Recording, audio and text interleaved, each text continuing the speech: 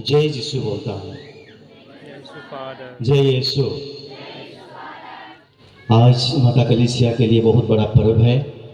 जैसे पल्ली पुरोहित ने मिसा के समय में प्रारंभ में ही उसको सूचित किया हम लोगों को कि आज हम लोग बहुत बड़ा पर्व मनाते हैं। कौन सा पर्व मना रहे हैं हम लोग? स्वर्ग रोहन का पर्व, प्रभु का स्वर्ग रोहन का पर्व। प्रभु यीशु ख्रीस्त इस धरती में आए थे हमारे लिए, हमारे सभी मानव जाति के लिए, हमारे पापों के लिए, हम लोगों को पाप से उद्धार करने के लिए इस धरती में आए थे। उसके बाद में यीशु वही जिंदा खुदाबान नबी जो यहाँ उपस्थित है, हमारे विश्वास में उपस्थित है, बाइबल वचन में उपस्थित है,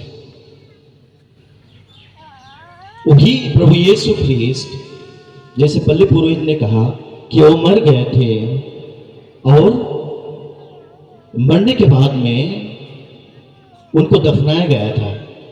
उनके बाद में वो पुनरुत्थान हुए। पुनरुत्थान से 40 दिन लेकर आज के स्वर्ग ग्रहण पर्व के 40 दिन लेकर वे पुनरुत्थान के बाद में अपने शिष्यों को दिखाई दिए। शिष्य लोग विश्वास नहीं करते थे, बाद में उनको दिखाई दिए, उनके साथ बैठ के खाना पीना खाए, रोटी को टुकड़ा किया, मछली को एक साथ वे लोग बटोर कर खाए और शिष्य लोग उनको पहचाने। और प्रभु यीशु मसीह को वे लोग विश्वास किए और उन्हीं की आंखों के सामने प्रभु यीशु ख्रीस्त स्वर्ग ग्रहण हो गए। आज प्रत्येक ईसाई, प्रत्येक ख्रिस्त विश्वासी हम इसी को विश्वास करते हैं। प्रभु यीशु सबसे पहले मृतकों में से जी उठे, पुनरुत्थान हुए और पुनरुत्थान के बाद में वो स्वर्ग गए। और वही स्वर्ग के बाद वे बातें करते थे, चर्चा करते थे ईश्वर शिष्यों के बीच में। और प्रभु यीशु खुद अपने शब्द से बोले थे कि मैं जा रहा हूं, मैं पिता के घर जा रहा हूं, मैं पिता के घर में आप लोगों के लिए जगह प्रबंध करूंगा। प्रत्येक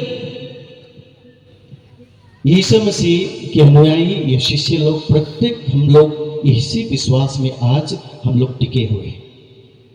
और इसी विश्वास प्रभु के सामने एक दिन जाने के लिए, यह स्वर्ग में पहुंचने के लिए उसे ललायित है। सब लोग ललायित है, सब लोग स्वर्ग जाने के लिए कोशिश करते हैं। कोई तो नरक जाने के लिए नहीं चाहते हैं। सब लोग मरने के बाद में स्वर्ग राज प्रभु के वहां जाने के लिए कोशिश करते हैं। यही है हमारे आखिरी मकसद। इस पृथ्वी में आने का यही बड़ा मकसद है। ईश्वर ने हम लोगों को उनके मिशन कार्य के लिए भेजा है, उनकी सेवा करें, मानव को सेवा करें, प्रभु की बखान करें और एक दिन हम यहाँ से विदा ले लेंगे। और यही पृथ्वी में जो जिंदा है हम लोग, उसी राज्य के लिए हम लोग तैयारी करते हैं, उसी राज्य के लिए हम लोग रोज दिन तैयारी करते हैं। स्वर्ग रोहन का जो पर्व अपने आप में एक खास पर्व होता है प्रत्येक ख्रिस्ती विश्वासी के जीवन में। जिस दिन हमारे मुक्तिदाता प्रभु यीशु ख्रीस्त अपना मुक्ति कार्य संपन्न कर इस संसार से आरोहित कर लिए जाते हैं। आज मेरा प्रवचन को मैं 2 भागों से मैं बांटा हूं। पहला भाग में आज हम लोग जो तीनों पाठ को हम लोग सुने हैं, मनन चिंतन किए हैं, उसके आधार पर मैं आप लोगों को छोटा सा प्रवचन दूंगा। उसके बाद में मैं आप लोगों को दूसरा भाग में ले जाऊंगा, जहां थोड़ा कुछ हम लोग बुलाहट के बारे में हम लोग मनन चिंतन करें। तो चलिए अभी स्वर्ग रोहन के इस पर्व के बारे में कुछ मनन चिंतन करें और प्रभु हम लोगों को 3 पाठ के वचन को हम लोगों को आज दिया है, उन पर हम लोग आत्मसात करें, उनको मनन चिंतन करें। स्वर्ग रोहन का जब आती है, तब यहूदी लोगों भी इस बात की चर्चा की गई है और वे लोग अलग ढंग से उनके शास्त्र में इनको विवरण करते हैं। यहूदी लोग कहते हैं, उनके मतानुसार 3 लोग होते हैं, पृथ्वी के लोग, स्वर्ग लोग और अधलोक। यहूदी लोग इसकी बातें और इनके चर्चा करते हैं, पृथ्वी लोक, स्वर्ग लोक और अधलोक के बारे में। प्रभु यीशु के स्वर्ग ग्रहण के संदर्भ में इन 3 लोग दूसरे लोक में चले गए। एक सरल भाषा में मैं आप लोगों को बोलना चाहूंगा, प्रभु यीशु खुद स्वर्ग के बाद कहे गए हैं जब वो दुनिया में थे, और वे प्रथम व्यक्ति जो स्वर्ग में गए और हम लोगों के लिए स्वर्ग का रास्ता दिखाए हैं, और उसी को हम लोग अनुसरण करते हैं। तो जब प्रभु यीशु ख्रीस्त स्वर्ग में गए हैं तो ये नहीं होता है कि हम लोग को छोड़ के चले गए हैं। ये हमारे लिए पुनर्मिलन का एक समय या आशीर्वाद होता है। स्वर्ग लोक, पृथ्वी लोक का साथ में एक पुनर्मिलन होता है, एक साथ पुनर्मिलन होता है, जहां हम प्रभु को हम एक साथ स्वर्ग में देखते हैं। इसीलिए ईश्वर ने स्वर्ग लोक को हमारे लिए, सभी मानव जाति के लोगों के लिए बनाया है, केवल ख्रिस्तीय लोगों के लिए नहीं है, सभी लोगों के लिए। सभी लोग स्वर्ग लोक को विश्वास करते हैं। हमारे बीच में भी अन्य अन्य धर्म के लोग हैं, हम लोग सभी लोग स्वर्ग को विश्वास करते हैं। और यूं कहें कि अपने स्वर्ग ग्रहण के बाद प्रभु यीशु इस दुनिया में अपनी अनुपस्थिति छोड़ गए हैं, नहीं। यीशु के स्वर्ग ग्रहण के समय कुछ हटकर और विशेष कार्य संपन्न होता है।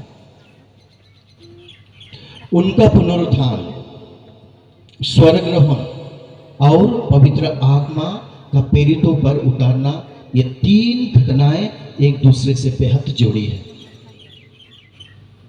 हम केवल स्वर्ग ग्रहण का बात नहीं करते हैं, इसके साथ में पुनरुत्थान जुड़े हुए हैं, पवित्र आत्मा की शक्ति इसमें जुड़े हुए हैं।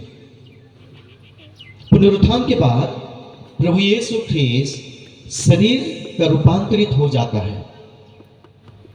जो है तो शरीर पर उसे साधारण मानवीय आंख से उसे पहचान नहीं पाते हैं,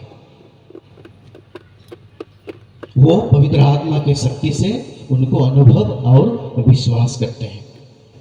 वे उन्हें कई आत्मा समझ बैठते थे शिष्य लोग।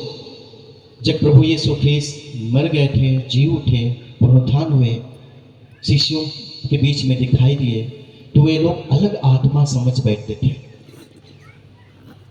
लेकिन जब यीशु मसीह लूकस के अध्याय 24 पद संख्या 36 से लेकर 42 में वहां पर हम लोग पढ़ेंगे, तो उसमें स्पष्ट रूप से प्रभु यीशु ख्रीस्त खुद अपने को प्रभु अपने शिष्यों के साथ में दिखाई दिए। उनके सामने भुनी हुई मछली का एक टुकड़ा खाते हैं और उनकी आंखों का भ्रम दूर करते हैं। प्रभु मृत्यु के बाद जी उठे हैं और उनको वे अपने शिष्यों को दिखाई दिए। शिष्य लोग विश्वास नहीं करते थे। जब वो उनके सामने मछली खाए, रोटी का टुकड़ा खाए, तब उस समय में विश्वास किया, ये प्रभु सचमुच जिंदा प्रभु आज हमारे बीच में उपस्थित है। जैसे उनका वो शरीर, जोहन के सुसमाचार अध्याय 1 पद संख्या 14 में हम लोग पढ़ते हैं, उसमें लिखा है, कुंवारी के गर्भ में देह धारण करता है, वो अब रूपांतरित होकर एक पुनर्रथित शरीर बन जाता है। अपने स्वर्ग ग्रहण में वैसे ही यीशु इस दुनिया की वास्तविकता को स्वर्गीय की वास्तविकता में बदल देते हैं। इसीलिए स्वर्ग और इस दुनिया में जितने विश्वासीगण हैं, उसे बहुत गहरा रिश्ता है। हम जब यीशु पर, प्रभु यीशु मसीह पर विश्वास करके अच्छे जीवन बिताएंगे, पवित्र जीवन बिताएंगे, मर जाएंगे, उसके बाद में हम प्रभु यीशु के साथ में हम लोग पूर्ण मिलन होगा। इसीलिए मैं सरल भाषा में बोला हूं कि पृथ्वी लोक के मानव विश्वासी लोगों से पूर्ण मिलन स्वर्ग लोक प्रभु यीशु मसीह पिता ईश्वर संत गणों से मिलता है।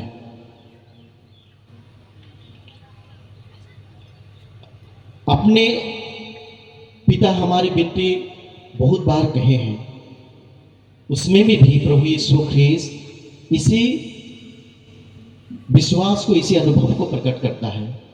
हे पिता, तेरा राज्य इस धरती पर आए। प्रभु यीशु मसीह हम लोगों को छोड़े नहीं, वो जी उठकर पुनरुत्थान हुआ, स्वर्ग आरोहित किए गए हैं और भी इस धरती के वो आशीष देते हैं, ताकि ये धरती, ये विश्वासी मानव जाति एक दिन वो स्वर्ग लोक के साथ पुनर्मिलन होगा। अपने मुंह से बोले, हे पिता, तेरा राज्य इस धरती पर आवे। तो हमारी मुक्ति का अर्थ इस पापमय संसार से छुटकारा पाकर कहीं दूसरे लोक में बच भागना नहीं, पर ईश्वर द्वारा हमारे इस संसार को एक नया रूप देना है, उनका राज्य हमारे बीच स्थापित करना है। जैसा कि स्तोत्र ग्रंथ में हम लोग पढ़ते हैं, 57 अध्याय 57 पद संख्या 12 में, उसमें लिखा गया है, समस्त पृथ्वी पर तेरी महिमा प्रकट हो। समस्त पृथ्वी पर तेरी महिमा प्रकट हो। और इसे समझाने के लिए हमें पेंतेकोस्त के दिन जो होता है उस पर हम लोग थोड़ा ध्यान देना जरूरी है। पेंतेकोस्त का पर्व आ रहा है, 40 से और 10 दिन के बाद 50 दिन जब पूरी होगा, उसके बाद में हम लोग पेंतेकोस्त पर्व हम लोग मनाएंगे, स्वर्ग ग्रहण का पर्व के बाद में।